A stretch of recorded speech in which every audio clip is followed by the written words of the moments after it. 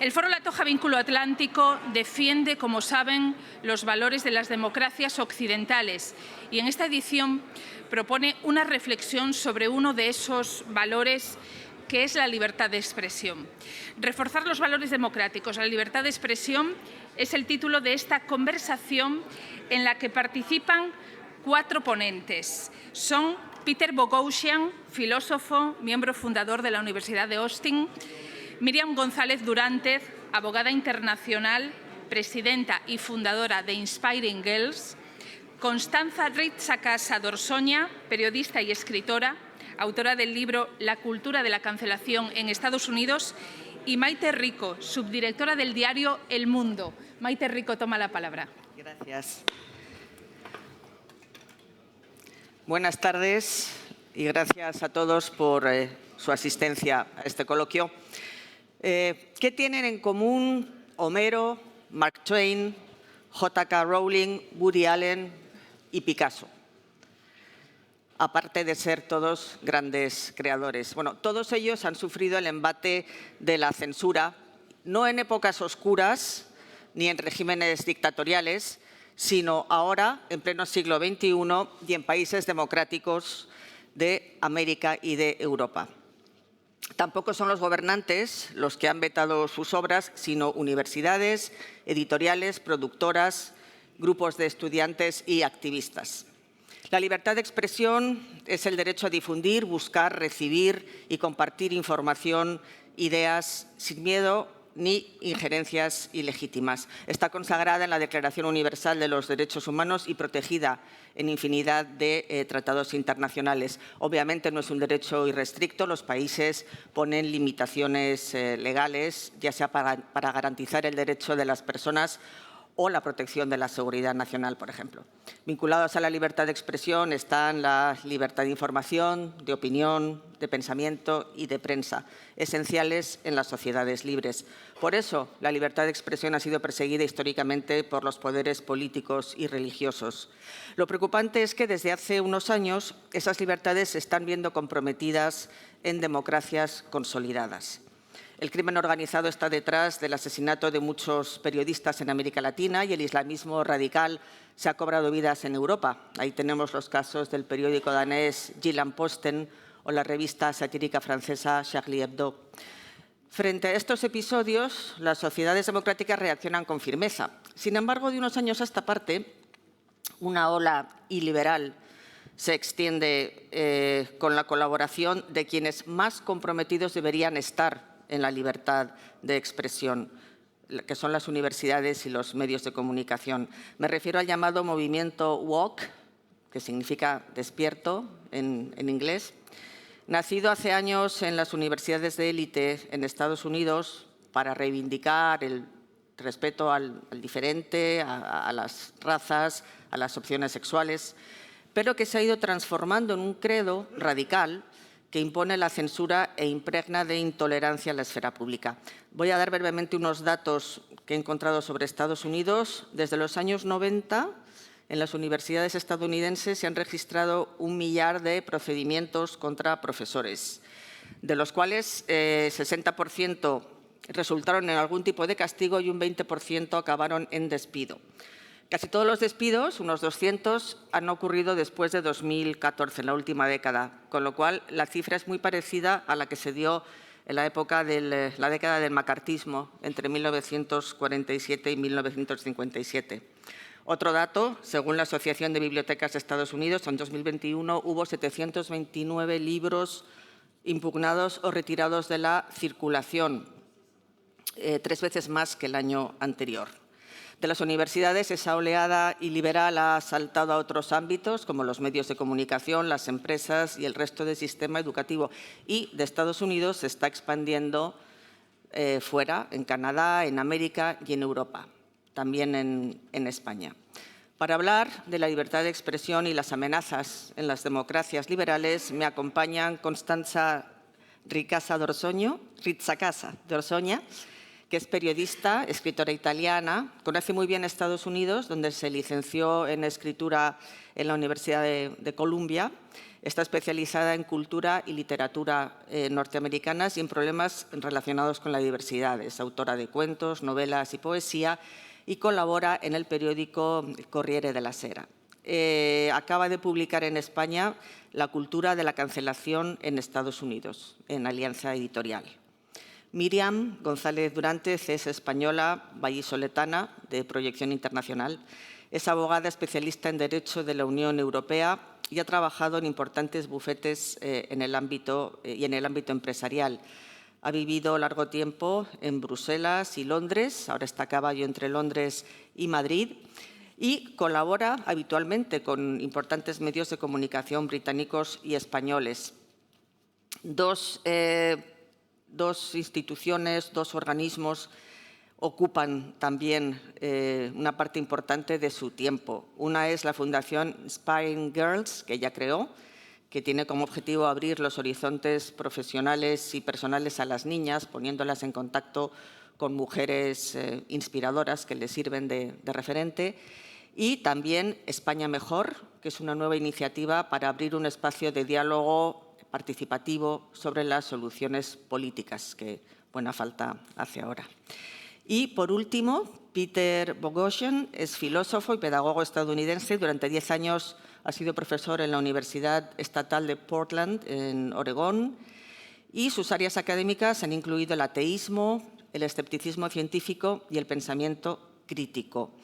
Con estos miembros no es de extrañar que el señor Boghossian que se define por lo demás de izquierdas y votante demócrata, no es un peligroso reaccionario, chocara con el credo que se iba imponiendo en la universidad. Por ejemplo, su costumbre de invitar a sus clases a conferenciantes muy diversos, incluso extravagantes, como terraplanistas o creacionistas, para que discutieran luego los puntos de vista con los alumnos, pues empezó a ser rechazada tanto por los alumnos como por la propia universidad, porque decidieron que eso exponía a los estudiantes a ideas que podían herir su sensibilidad. Tampoco ayudó el experimento que llevó a cabo y del que nos hablará después con dos colegas, Helen Pluckrose y James Lindsay, que consistió en escribir una veintena de artículos falsos encuadrados en lo que llamó estudios del agravio, que imitaban la jerga incomprensible del corpus woke, como que son la teoría crítica racial, sexual y de género, y los mandaron a revistas científicas. De ellos, pues bueno, 7 fueron publicados, uno de ellos premiado, 6 rechazados y otros 7 estaban en vías de análisis cuando ya ellos mismos denunciaron. Algunos de los títulos: el pene conceptual como construcción social isomorfa, la masculinidad tóxica performativa, era uno de ellos. Otro, reacciones humanas a la cultura de la violación y la performatividad queer en parques para perros en Portland. La palabra performativo sale mucho. It's a lot of Otra, entrando por la puerta de atrás. Un reto para la homohisteria, la transhisteria y la transfobia del hombre hetero a través del uso receptivo de juguetes sexuales penetrantes. Es decir, que el hombre podía ser curado de sus prejuicios a base de introducirse objetos cada vez más grandes por salvarse a la parte. Bueno, todos estos fueron muy bien recibidos por la comunidad científica. Pretendían denunciar desde el humor la falta de rigor de estos planteamientos y el papanatismo de la academia y lo consiguieron, pero como el sentido del humor es incompatible con el sectarismo, Boghossian ya no pudo seguir en la universidad, con la que tenía serios problemas. Es autor de Manual para crear ateos y Cómo tener conversaciones imposibles, una guía muy práctica. Bueno, pues vamos a comenzar con una alocución de cada uno para luego ya pasar al diálogo. Los ponentes me insisten que también estarían encantados de recibir sus preguntas, con lo cual pues estaremos abiertos a ello.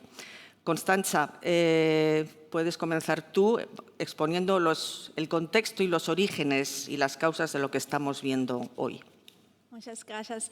Very happy to be here. So I'm going to talk about Estoy encantada de poder estar aquí. Voy a hablar de 3 tendencias principales que son catalizadores. Algunos de los catalizadores, que hay muchos, de lo que nos vemos hoy. Parece que se atribuye lo que estamos viendo hoy, de lo que hablamos, a 2 movimientos. al Woke, al Me Too o a otros, sí, parece que esto ha empezado solo hace 5 años o 10 años, pero para nada. De hecho, se remonta ya a unos 30, 40 años y esto empezó en el mundo académico.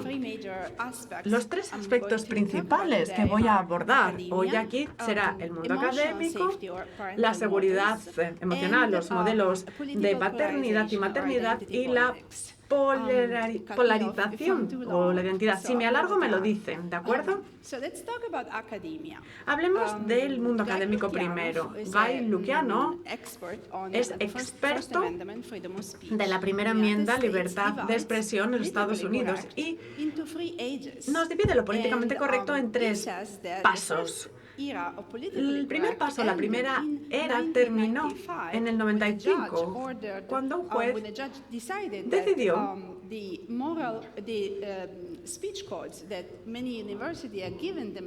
que las universidades deciden tener un lenguaje muy restrictivo, que sea respetuoso, pero esto iba en contra de la Constitución porque iba en contra de la libertad de expresión, pilar de la Constitución en los Estados Unidos. Pero no acabó ahí, pasaron muchas cosas. Y después, en 2009, un 74% de las universidades americanas tenía algún tipo de código moral y también códigos de expresión, que se puede decir, que no se puede decir, y si decías algo de lo que no se podía decir, entonces esto supondría una serie de consecuencias.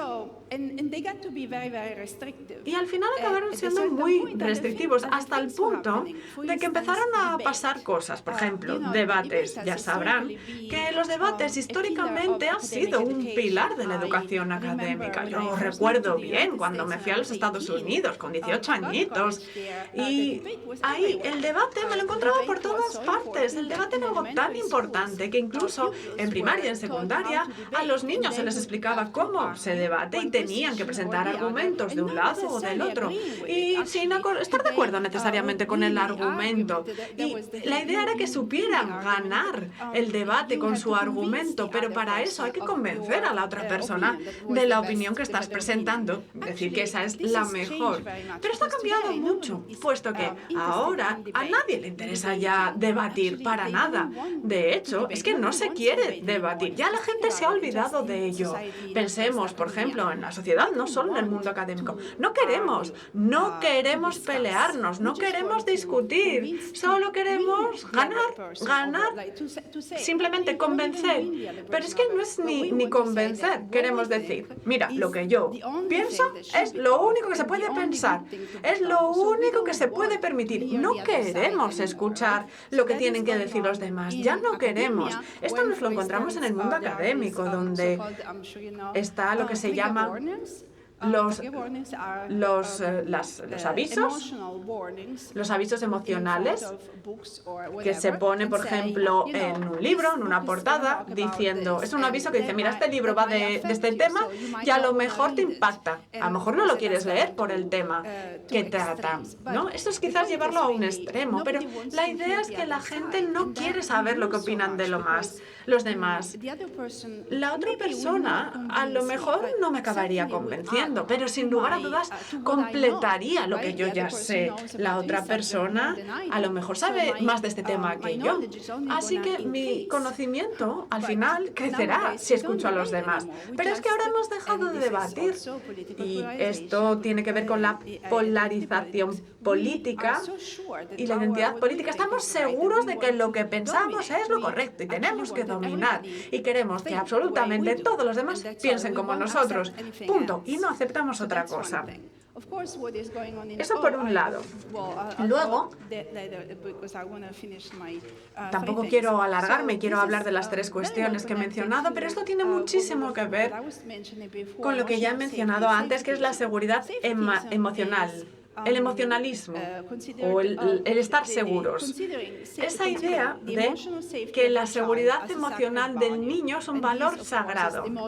Y por lo tanto estamos hablando de la seguridad emocional no solo de alumnos, de niños, sino de todos nosotros, ya que va ampliándose.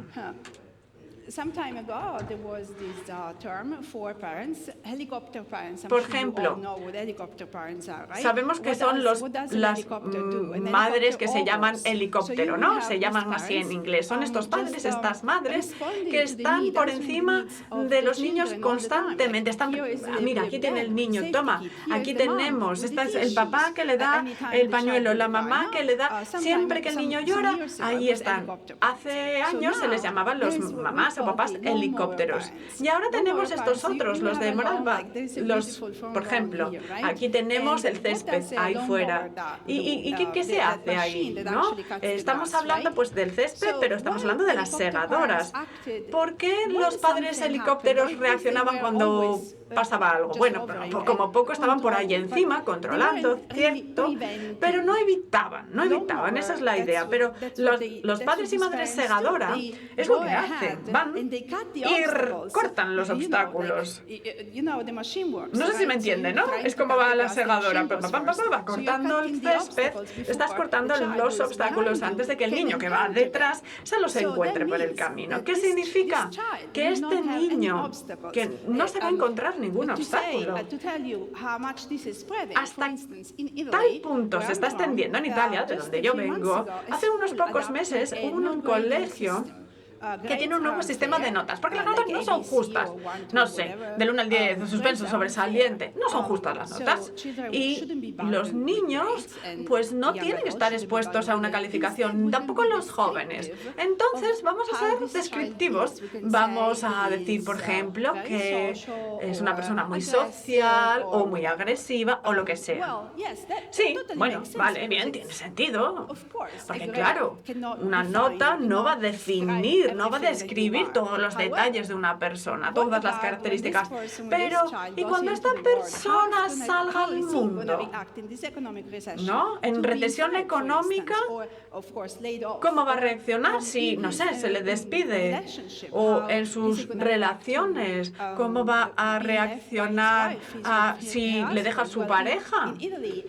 Pues en Italia, femicidios los tenemos, el femicidio, el asesinato de las mujeres a manos de sus parejas. Estas cifras están en aumento, las de femicidios, porque algunos de estas parejas, sobre todo varones, no saben aceptar el rechazo. Esa es una aplicación, ¿no?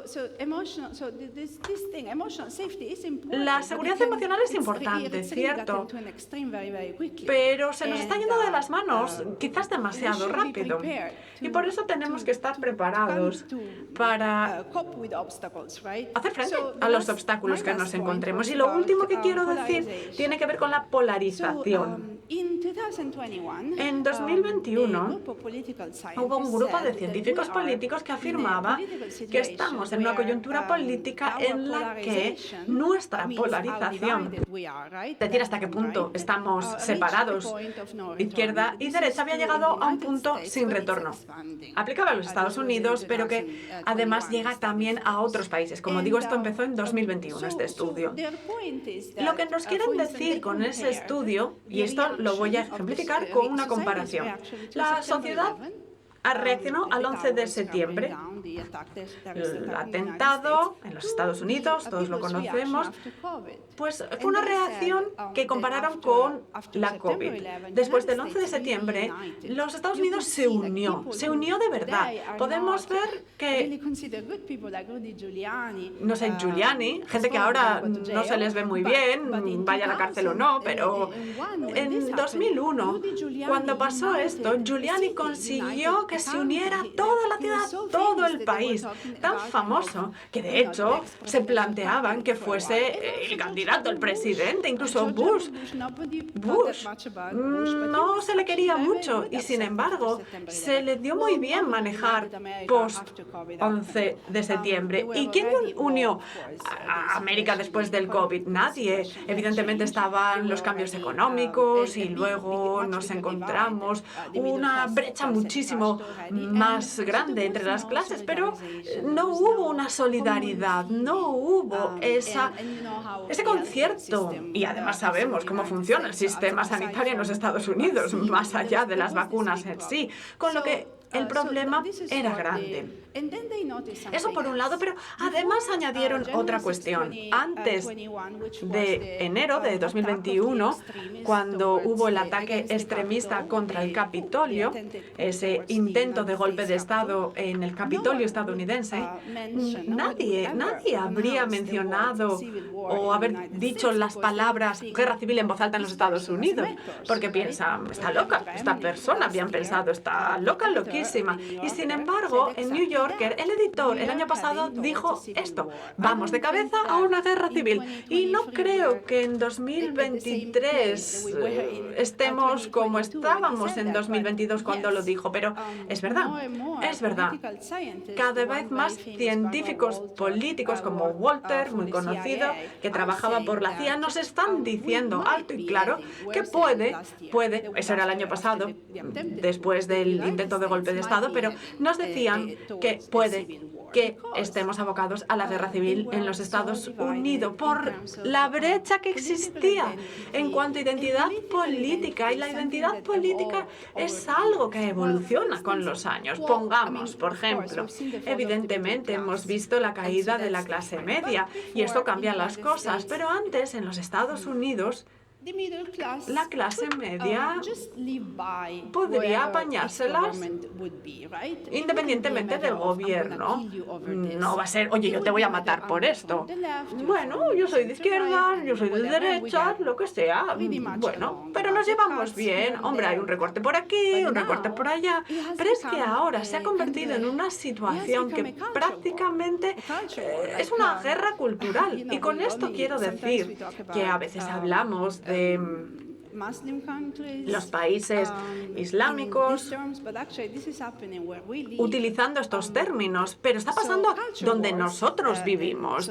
Las guerras culturales, nos dicen los sociólogos, pueden dar lugar a guerras civiles, porque lo que es importante para una persona, lo que a mí me parece crucial, mi postura en cuanto a los trans, al aborto, es tan importante que puedo matar por ello.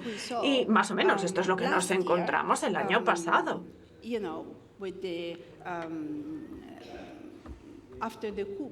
Después del intento de golpe de Estado, sí que vimos un levantamiento extremista por todas partes. Empezó el resurgir extremista en todos los lugares.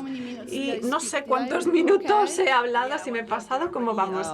Bueno, sí, ha agotado el tiempo, pero si quiere continuar, Constanza, puede. Sí, después. Sigo después, me parece fantástico. Seguimos después. Bien, Peter, es tu turno.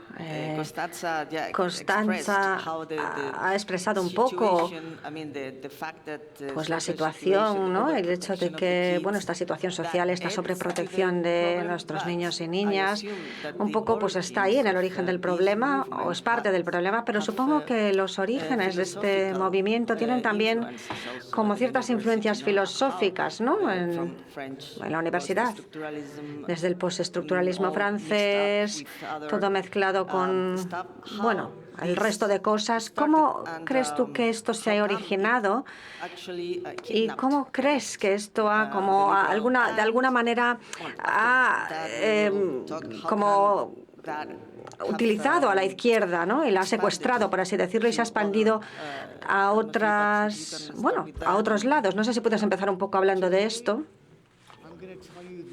Bueno, hoy quiero decir algo en lo que llevo mucho tiempo pensando. No me enorgullece hablar de esto, pero en Estados Unidos forma parte de una nueva forma de colonialismo. Se ha metido en un nuevo neocolonialismo en el que estamos exportando ideas corrosivas, divisorias, peligrosas, pues sobre cuestiones raciales, de ideología de género, orientación sexual, personas trans, etcétera.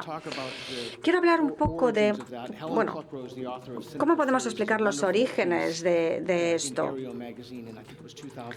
En 2017 se empezó a hablar un poco y de todas estas cuestiones intelectuales y todas estas teorías que son claves para entender la génesis un poco de cómo estas ideologías se han hecho como una metástasis y han entrado en nuestra sociedad.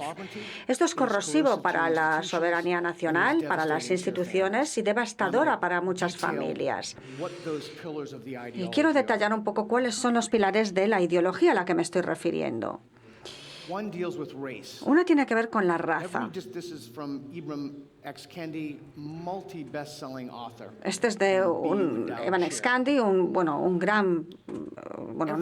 bestseller. Y él hablaba de que normalmente los resultados tienen como varias causas. La cultura, la genética, no es responsable de lo que pasa, son los sistemas. Y si nos fijamos, por ejemplo, en lo que necesitamos, las notas para entrar en Harvard, y esto lo documentó Heather McDonald en sus últimos 2 libros, uno, el Penalty McBook, que hablaba sobre estas cuestiones. Aquí, cuando hablamos de estos grupos, los asiáticos representarían uno de los principales grupos entre las élites, sobre todo en Harvard, y cuando pasamos por cierto porcentaje, tendríamos después los afroamericanos, los hispánicos, los afroamericanos, después más por debajo, hasta llegar a más o menos un 8 o 9%, o así más o menos. Y esto es un poco encaja con lo que estaba diciendo antes mi predecesora y con lo que explicaba. Esta noción es fundamental, es tan monstruosa además, tan importante de entender. Esto afecta a todo sistema institucional y democrático y es totalmente corrosivo.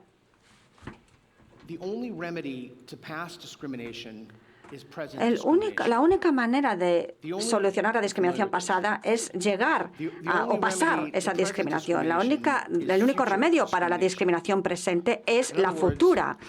Es decir, en otras palabras, si nos pensamos en las variables de opresión que tiene la gente, hay unas variables históricas de opresión, ¿no? Pues, por ejemplo, la esclavitud, una de las fundamentales. Si vemos los marcadores de presión histórica, tenemos que corregirlos discriminando frente a aquellas personas que no tienen esos marcadores de presión histórica. Lo dejo entre paréntesis todo esto y luego vuelvo a este componente racial si tenemos tiempo. Aparte de esto, está el componente de género y sexual, del que también quiero hablar. Para mí esto es en parte personal porque tengo 3 hijos. Una es adoptada, de China. 2 son gays. Y mis hijos, debo decir que no han nacido en los cuerpos equivocados. Mis hijos, yo los adoro y están perfectos tal y como están. Y una de las cosas que hoy es normal y de lo que se establece en las escuelas tiene que ver con cómo se utilizan los pronombres. Creo que aquí en España es un poco diferente, pero en las escuelas se está diciendo, no sé cómo se puede traducir exactamente, pero se habla de tomboy, que es como una especie de marimacho. Este es un término que se utiliza y sabemos que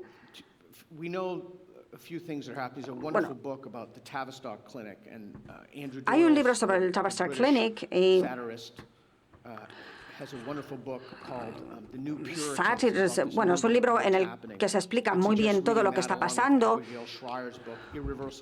Se habla también, hay un libro también de Abigail en el que se habla sobre los daños irreversibles. Esto es lo que estamos haciendo, un daño irreversible a nuestros hijos e hijas. En Estados Unidos les decimos muchas veces que han nacido en el cuerpo inadecuado. Una gran cantidad son homosexuales, otros están dentro de un espectro autista. Y esto está pasando y es uno de los pilares de la ideología de género.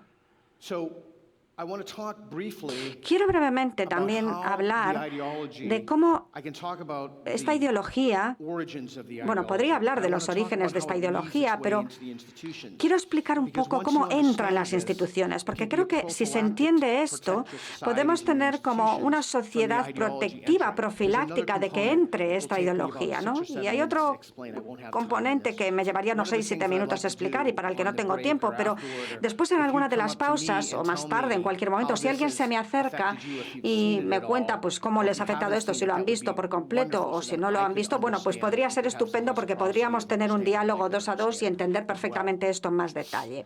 Bien.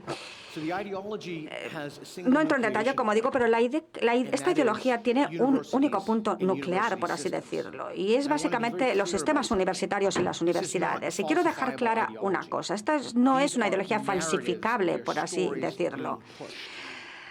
En muchos casos vemos a muchos niños y hay muchas ideas muy especiales sobre sexo, género y orientación sexual que han pasado a formar parte integral de nuestras instituciones y de sistemas como de espejo dentro de esas instituciones. Están ahí en respuestas sesgadas muchas veces en muchísimas universidades que se han dado en sus grupos directivos y que se han utilizado como arma arrojadiza de alguna manera para, de alguna manera, sancionar cualquier cosa que sea una disensión. Antes hablabas de que si el debate se permite o no se permite. Bueno, que no se permita el debate es como toda una forma de crear como unas plataformas claras. La idea es, no va a haber debate, no debatimos pues sobre si queremos aquí pues hacer lo que sea, crear un grupo u otro. Esto no le interesa a la otra parte y de alguna manera entra y forma parte integrante de estos pilares de esta ideología. ¿Cómo se lleva esta ideología a toda la sociedad? ¿Cómo se expande hacia ella? Bien. Hay grupos de académicos que tienen trabajos de por vida. Los llamamos tenure en Estados Unidos. Voy a sacar esto de todo lo que tiene que ver con la orientación sexual y el género y lo voy a intentar aplicar a, pues, no sé, llevarlo al campo de la alimentación, pensemos. Imaginemos que esta mujer tiene una idea sobre la comida, la alimentación. No sé si aquí utilizáis ketchup o mostaza normalmente en vuestras comidas. No. Bueno, venga, da igual, perfecto. Bueno, no me lo tomo de forma personal, ¿eh? Bueno, ella cree... A ver, es un poquito diferente porque no hay como ese balance emocional, pero bueno, mi compañera cree que no deberíamos añadirle ningún condimento a nuestros perritos calientes. Aquí tengo otra académica que cree esto, aquí esta otra cree esto otro. Vale, imaginemos, se juntan, nos juntamos todos y preparamos como una especie de diario de publicación. Se llama idea laundering en Estados Unidos. Como blanqueamiento ideológico. Imaginemos que estamos en Nueva York y aquí entraría pues lo que se llama blanqueo de dinero también o de capital. Por aquí entraría un dinero y saldría por este otro lado como otro dinero que se puede utilizar pues para comprar cosas o lo que nos parezca. Bueno, este blanqueamiento de ideas es cuando tenemos pues a personas distintas, normalmente del sector académico, que se llevan, pues, bueno, como a todo este sistema, publican, digamos que descargan sus impulsos en esta publicación y eso sale como conocimiento. ¿Y esto cómo afecta a la democracia? Bueno, pues lo afecta porque ese conocimiento, que no es conocimiento, ese conocimiento llega a las políticas públicas, se va como entretejiendo y llegando, pues por ejemplo, a todo lo que tiene que ver pues con, no sé, con sectores trans o con cualquier sistema de lo que sea, de vacunación, de lo que haga falta. Es como si cambia el discurso de tal manera que en un sistema democrático con instituciones democráticas tenemos que asegurarnos de que nuestras políticas públicas se basan siempre en la mejor evidencia y pruebas disponibles, de que todo se puede verificar, los datos que la gente ha trabajado sobre ellos y en la que ha visto, esto es lo acertado, esto es lo incorrecto y hay una oposición clara. Bueno, pues tenemos también estas publicaciones con este sistema de revisión por pares. en temas pues, de orientación sexual, por ejemplo, todo lo que tenga algún componente de este estilo. Bien, pues imaginemos que empezamos a utilizar estos artículos y se los enseñamos a nuestros hijos, los compartimos con ellos y los utilizamos para educarlos en las escuelas. Tenemos múltiples géneros, cualquiera puede ser del sexo que quiera, pueden cambiar de sexo y la gente dice, alguna gente puede decir, bueno, esto no tiene sentido. Yo no lo digo así, para mí es un pilar de la ideología, pero bueno, imaginemos, esto pasa así. Y después, pues de esto se extrae terminología, pues estos trigger warnings de los que hablaba antes Constanza. Esta terminología entraría como, no sé cómo voy de tiempo, ¿lo llevo bien o me estoy pasando mucho? No sé si me he pasado. Sí, bueno, vale, pues no sé, lo dejo entonces aquí. Después, si tenemos tiempo durante la conversación, me gustaría hablar con gran especificidad sobre qué podemos hacer para protegernos de esta entrada, esta introducción. No es especialmente difícil si sabemos lo que hacer. Gracias. Miriam nos va a Muchas hablar gracias, ahora un poco de la situación en España, si son aplicables esos límites a la libertad de expresión, esa situación que han estado contando los contertulios a la sociedad española. Perhaps if you allow me, Maite, I would like to go back a little bit to, ¿Me lo permites, Maite? Me gustaría volver primero un poquito al debate general y después pues ver si esto es lo mismo o distinto a lo que yo creo que pasa pues en Europa y también en España. Y quizás, no sé, yo quizás pueda poner el núcleo de la discusión de forma como más cercana al presente y a la revolución tecnológica que hemos experimentado y que se ha aquí argumentado muy bien. Bueno, que Constanza, de hecho, ha argumentado muy bien en su intervención. Para mí, algo que solemos olvidar cuando hablamos de la influencia de este movimiento woke y esta cultura de la cancelación en la democracia es que ha habido mucha gente, antes de que tuviésemos acceso pues, a toda esta comunicación multipunto, instantánea, etcétera, ha habido mucha gente que ya ha vivido como si estuviesen cancelados. Yo puedo hablar pues en cualquier caso, en cualquier clase de medio, vosotros también, somos gente poderosa. Pero claro, en términos comparativos con muchas otras personas, hay una gran diferencia. Hay mucha gente que durante muchos años ha sentido que tenía libertad de expresión, pero que no podía materializar ese derecho.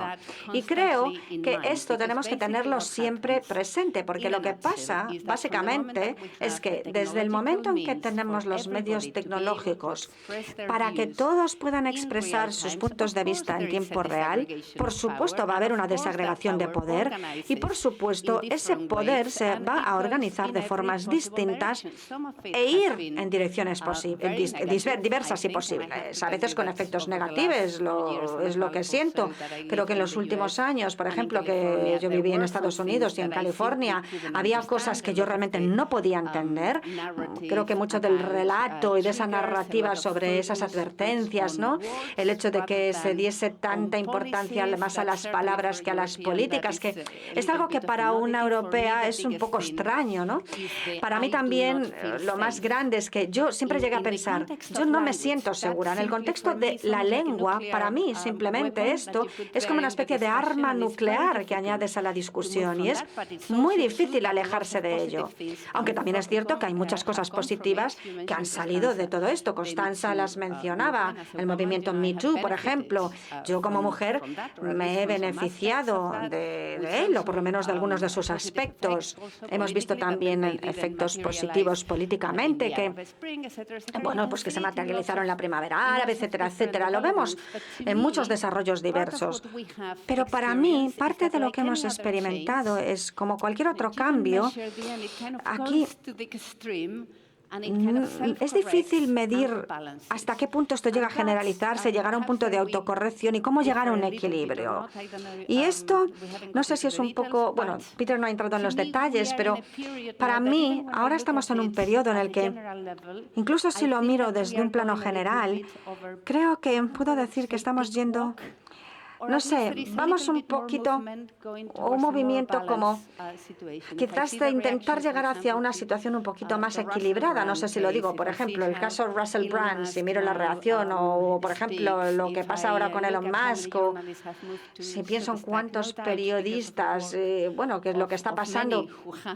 Todo lo que estamos viendo es porque muchas personas llevan años luchando contra los excesos. Y no sé, a mí me parece que hay un poco de autocorrección. No me sorprende que hayamos visto esto en los medios de comunicación en la universidad y ahora, en mi opinión, más en las universidades que en los medios de comunicación. ¿Por qué? Bueno, porque las universidades son entornos muy cerrados.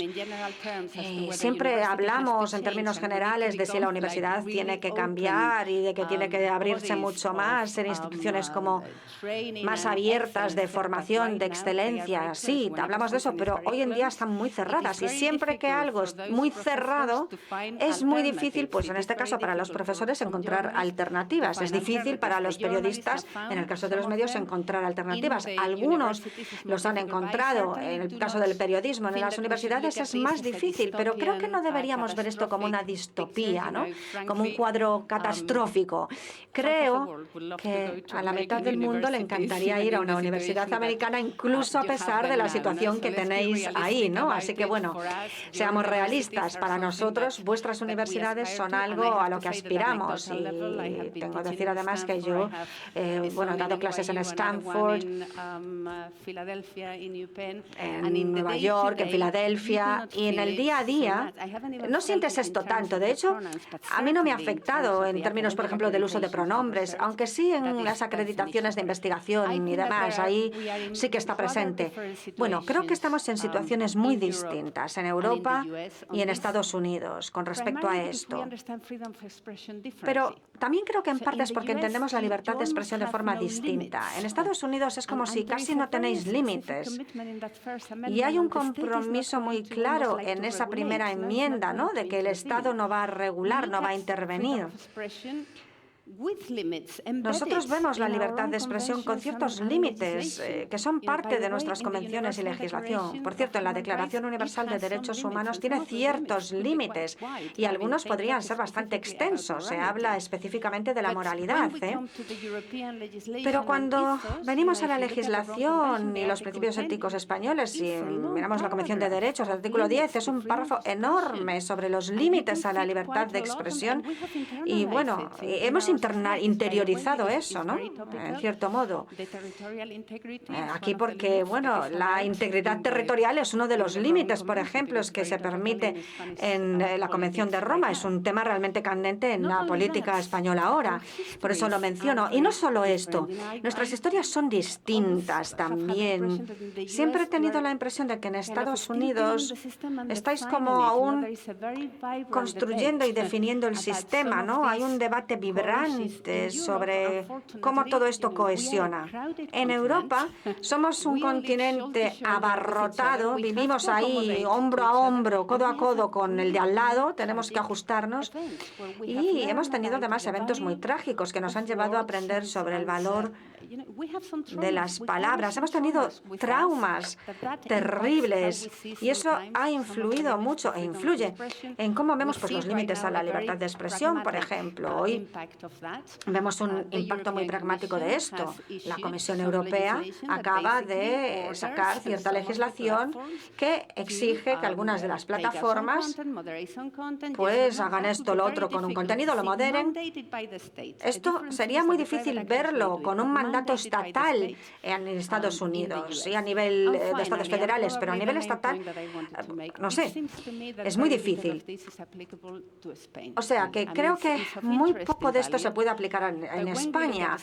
Tiene su valor, es interesante, pero España no es un país tipo woke, con esa ideología. Quizás un mes y medio atrás pues habría tenido que explicar en más detalle por qué no es un país así, pero creo que hoy nadie en el mundo que haya visto, por ejemplo, los casos Rubiales, ¿no?, donde algo ha pasado ahí abiertamente y toda la sociedad ha reaccionado, e incluso así hay que hacer pues que el chica ponga la denuncia, que intervenga el gobierno. Esto no es wokeism, eso no es cancelación.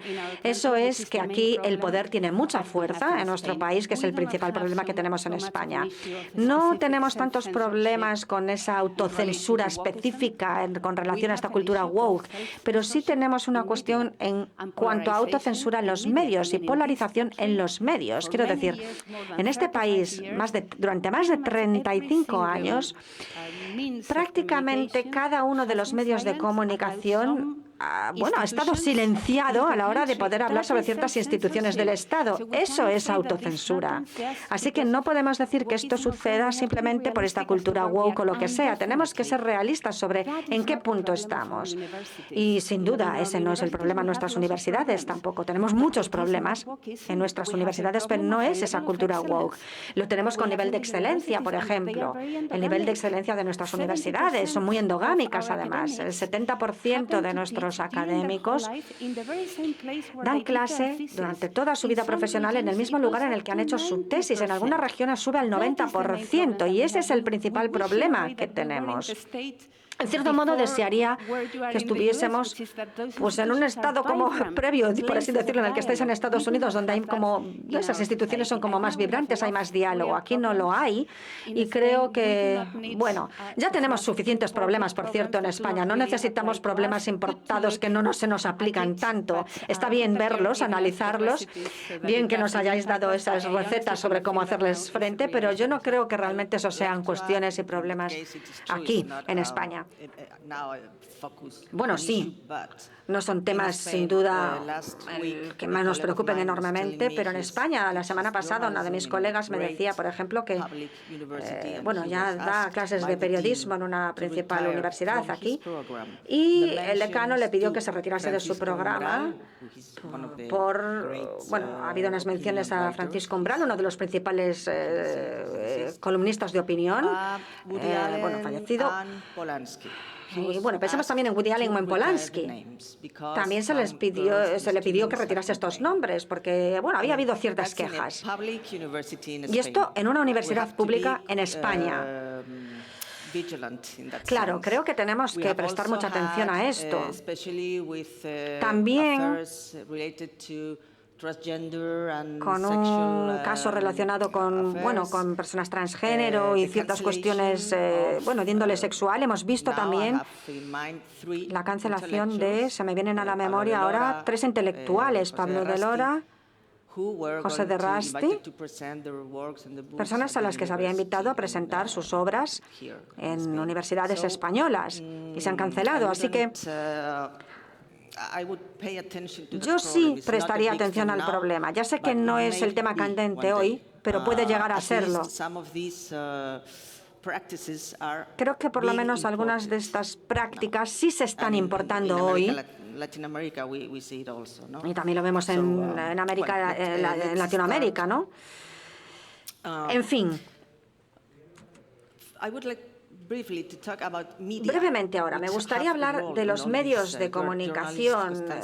Constanza, tú eres periodista. Creo que los medios de comunicación desempeñan un papel, ¿no?, en todo esto. ¿Cómo puede ser posible que los medios participen en esta como ola liberal, ¿no?, aplicando a veces censura y autocensura? Lo hemos visto en Estados Unidos. Se ha despedido a veces a periodistas de algunos periódicos. ¿Qué hacemos en España? Yo no sé si puedo antes añadir. Aquí tenéis este problema, ¿no?, que decías Woody Allen y estos otros casos que mencionabas. Nosotros, después de la invasión de Ucrania, también hemos tenido un gran problema porque en nuestra universidad, por ejemplo, se prohibió Dostoyevsky. Todo, Dostoyevsky, Chekhov, todo lo que tuviese que ver con literatura rusa, pues se supone que no se tenía que estudiar. No sé cómo podemos comparar a Italia y España. España no lo tengo del todo claro, pero yo debo decir que he cambiado de opinión a lo largo del tiempo, y creo que hay parte de estas cosas de los que pasan en Estados Unidos que ha impactado en Italia. Nunca vamos a llegar a esa estructura porque somos países diferentes, pero creo que parte de lo que se ha explicado sí que tiene impacto en Italia. En cuanto al periodismo, yo no sé si tenemos esa proliferación de ideas de los medios convencionales, quizás más las redes sociales. La prensa, por ejemplo, en Italia, siguen haciendo como un inmenso trabajo, se considera así, ¿no? Y quizás ahí no tenemos tanto de esto.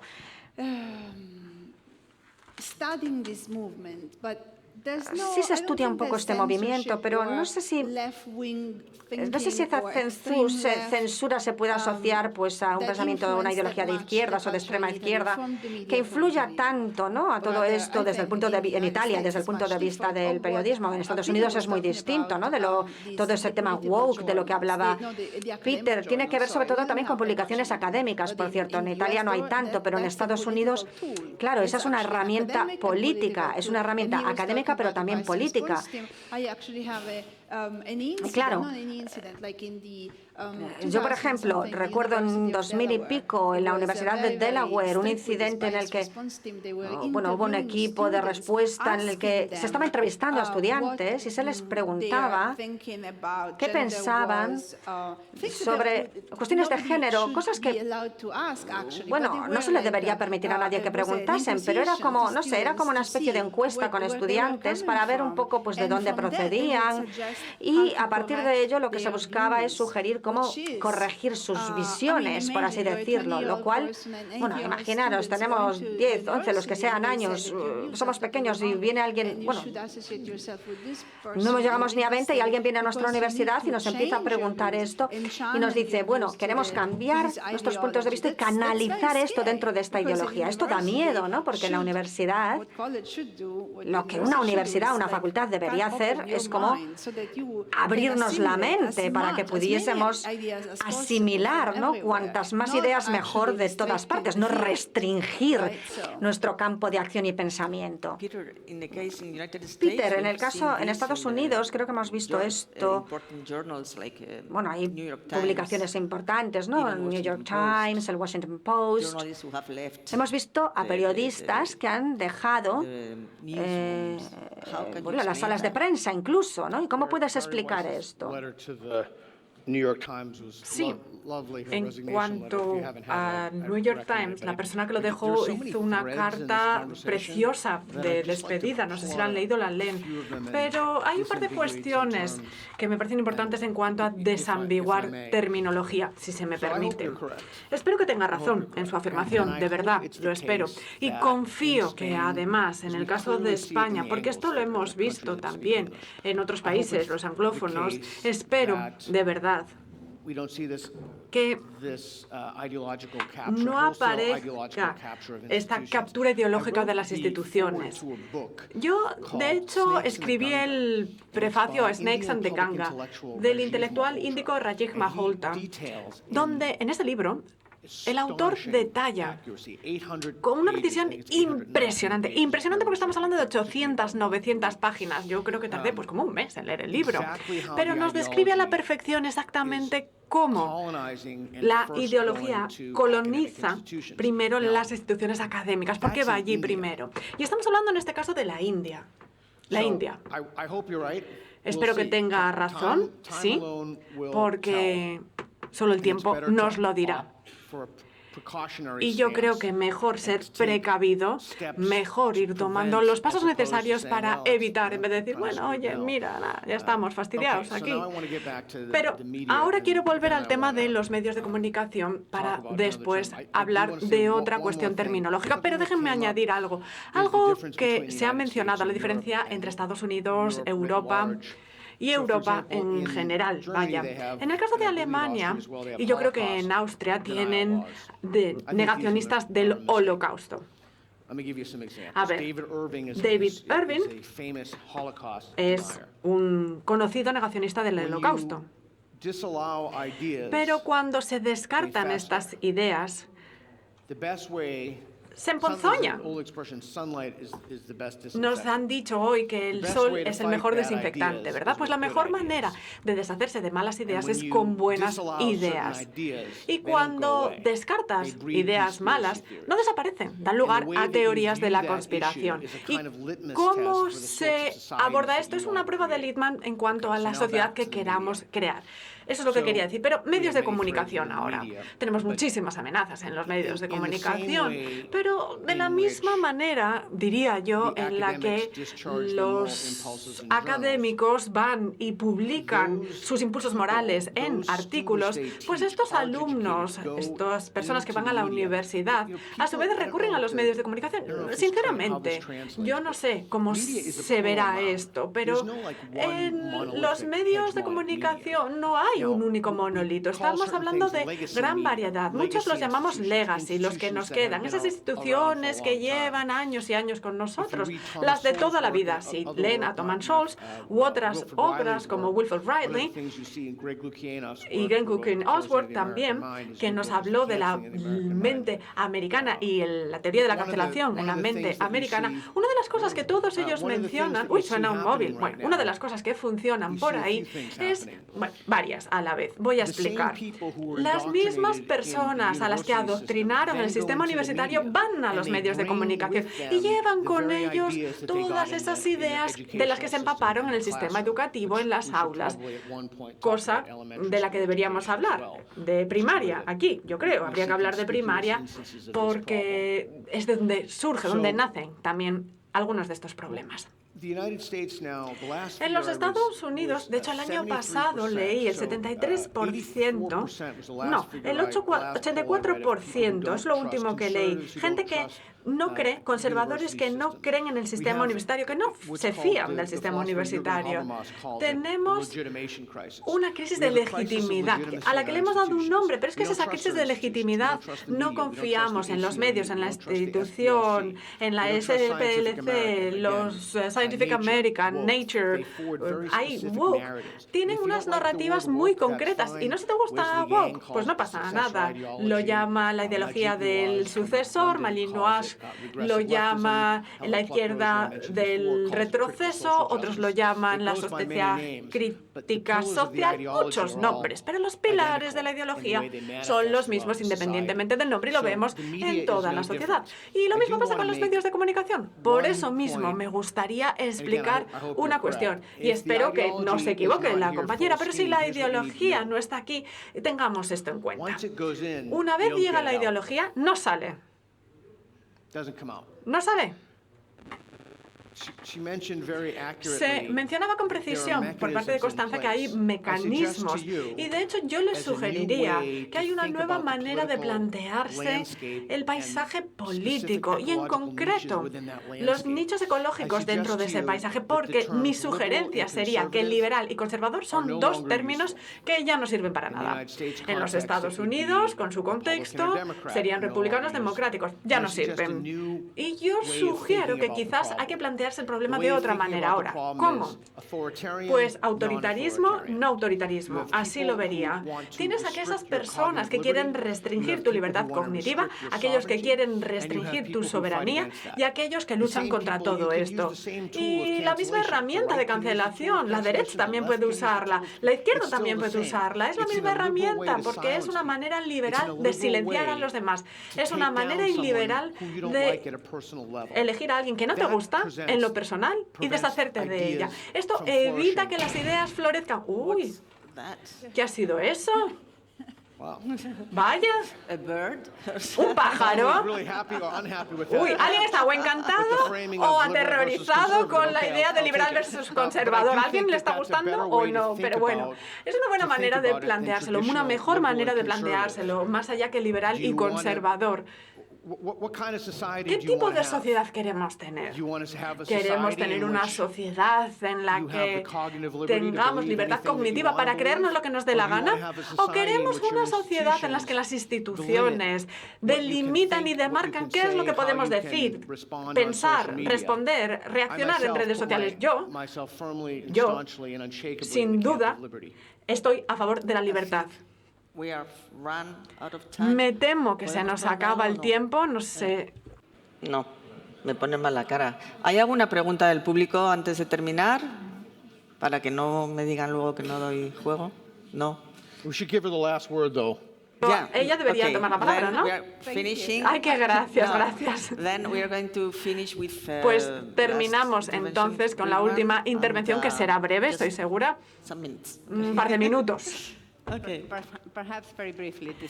Pues sí, muy brevemente voy a decir que los cambios en el New York Times han sido interesantes, en parte también porque en cuanto a otros problemas de comunicación la actitud ha sido distinta. Y me preocupa mucho si la publicación de OPED, que dio lugar a la controversia, un OPED que nos decía que era OPED, pero decir que sería acción militar necesaria por el problema civil y por cuestiones raciales, pues yo me pregunto aquí si quizás los principales periódicos españoles lo habían publicado o no. Me gustaría saber, no tengo ni idea si habrían publicado esa columna de opinión, ese OPED. Y no sé, eso es lo que quiero decir. Veo a España y muchas de estas cuestiones no llegan ya desde la sociedad, no salen de la sociedad, nos las meten a la fuerza por los políticos. Por eso vamos a ver qué pasa en los próximos 4 años, porque intenten la polarización de los debates que no estaban en nosotros, nos los han forzado, nos han metido a la fuerza. Territorialización, polarización, ¿se va a hablar de ello? Pues ahí se van a hablar de lo cultural, se van a olvidar, perdón, de lo cultural. Bien, pues hemos acabado. Pues muchísimas gracias por su asistencia, gracias a los ponentes y que tengan un buen día.